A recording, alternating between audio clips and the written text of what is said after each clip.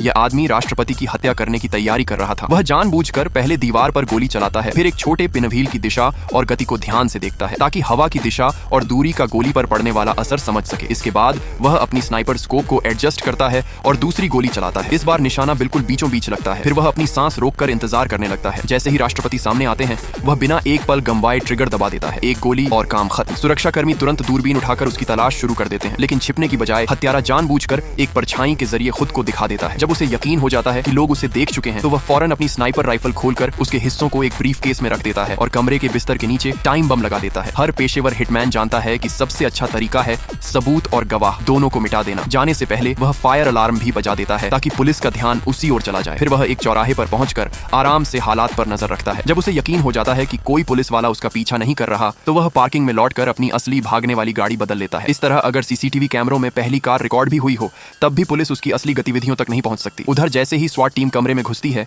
बम फट जाता है और पूरा होटल आग की लपटों में घिर जाता है। उसकी मौजूदगी का हर सबूत पल भर में राख बन जाता है। वह आदमी ऐसे गायब हो जाता है जैसे कभी वहां था ही नहीं। लेकिन उसने एक बेहद महत्वपूर्ण बात को नजरअंदाज कर दिया था। हाईवे पर सुरक्षा जांच चौकियों की संख्या 5 गुना बढ़ा दी गई थी। हर वाहन को रोककर तलाशी ली जा रही थी, लेकिन वह खुद को एक वकील के रूप में छिपाकर सफर कर रहा था। जब पुलिस ने उसकी जांच की, तो उसके चेहरे पर घबराहट का नामो निशान तक नहीं था। उसने अपने वाहन का ट्रंक खोला, जिसमें वही ब्रीफकेस रखा था जिसके अंदर राइफल के हिस्से मौजूद थे। अजीब बात यह थी कि पुलिस ने ट्रंक पर एक नजर डाली और उसे जाने दिया। दरअसल स्नाइपर राइफल को सामान्य तरीके से ब्रीफकेस में नहीं छिपाया गया था। उसे अलग अलग हिस्सों में तोड़कर ब्रीफकेस की संरचना में ही शामिल कर दिया गया था। ब्रीफकेस का हैंडल निकालो तो वह स्कोप बन जाता था। सपोर्ट रॉड्स को अलग करो तो वे राइफल की बैरल बन जाती थी। अंदर की लाइनिंग खोलो तो ट्रिगर मिल जाता था।